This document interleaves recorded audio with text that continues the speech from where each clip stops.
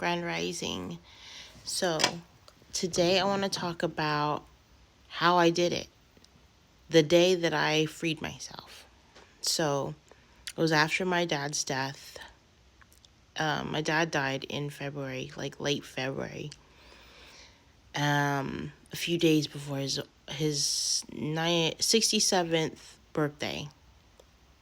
And I had enough of everybody telling me, you need to be strong. I already know what I needed to do. And you need to do this, you need to suck it up. I was just like, I'm in mourning. I don't know how to deal with these emotions. Why are you telling me what to do and what not to do? So I had just not even 2 months started with my life coach. And what was really interesting was when I told my sisters that I was working with a life coach. They're like, you don't need to pay $250 to her. I'll do it for free. And I was kind of like in my head, do I really want to take lessons from somebody who is emotionally unavailable as much as you are? You're too close to the circle, no. So that was one of the gaslightings or things that I noticed. They were trying to justify having me pay them the $250 versus paying somebody else the $250 a month that I agreed with for life coaching.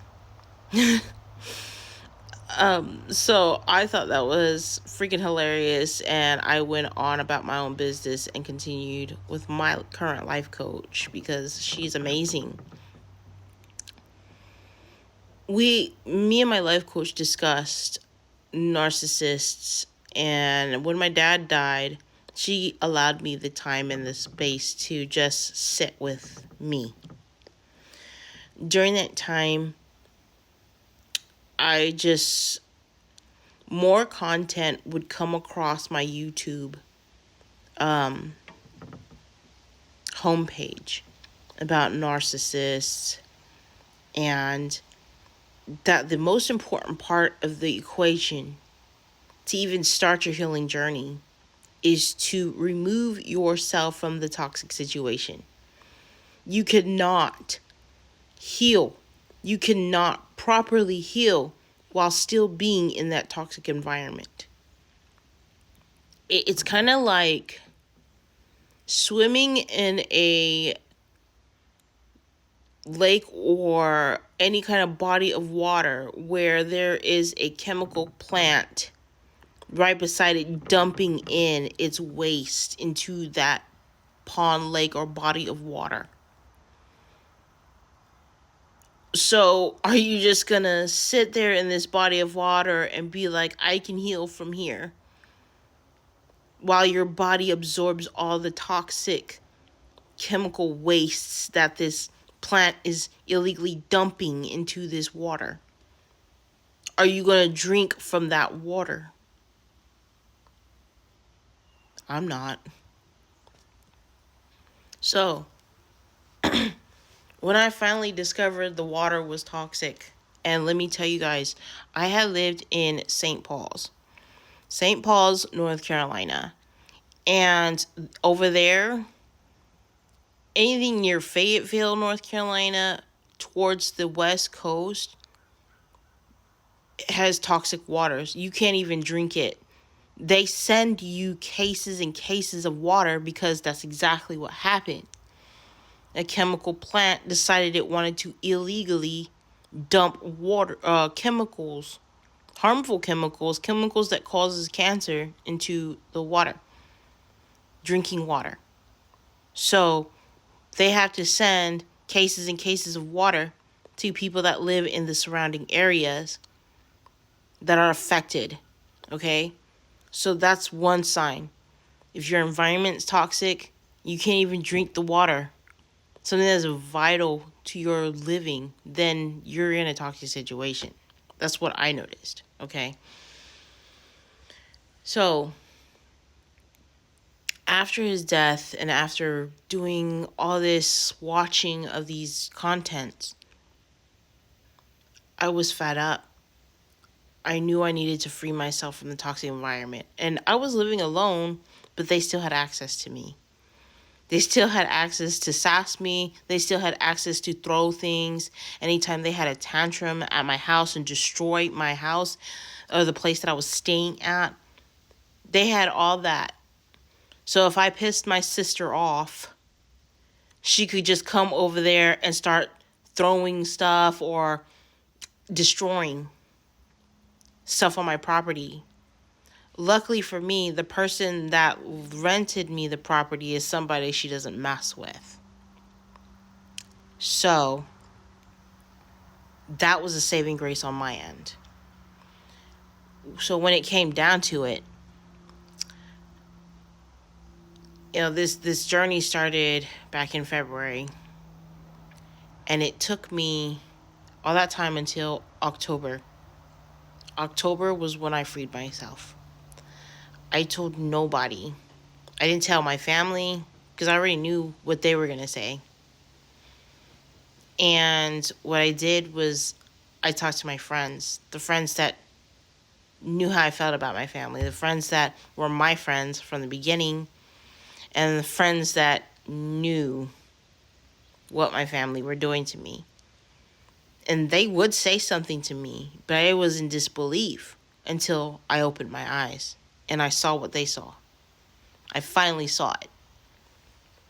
So I coordinated with my friends, I coordinated with the landlord, and it was beautiful. So I packed up all my stuff that I needed, and my friends took me to Richmond, Virginia. How did I pick Richmond? I was on a trip seeing I don't know where I was going, but I just remember, okay, universe, tell me where I need to go. And then there's this lady that was talking about Richmond. I was like, all right, Richmond it is. So I went to Richmond on October, and that was where my journey began. I had 21 things with me, boxes, bags, suitcases. And by November, when I moved to DC, I had to leave a lot behind.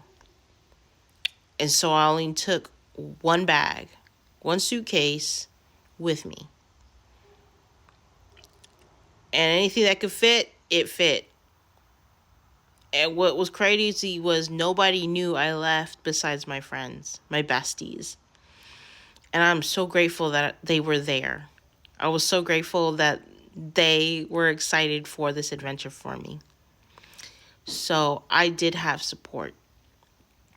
And I told my life coach the very next day, I packed my shit and I left.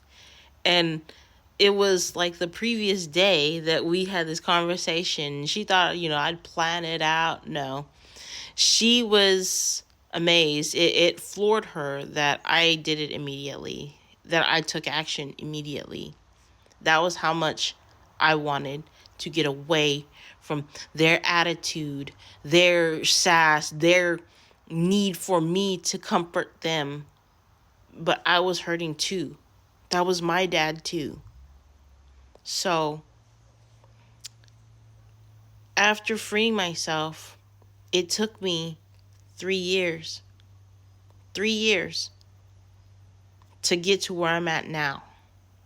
To get to where I can express it, I can talk about it, because during those 3 years, I had to learn who I really was, who I really am. Deprogramming, erasing all the crap that they taught me, all the crap that I learned from them, from being in that situation, and aligning to who I am and what really resonates with me. What my heart said, what my mind was at peace with. So it is a tough journey, but I'm so much in a better place. And though I'm going through these health issues now, it's because I've been holding back so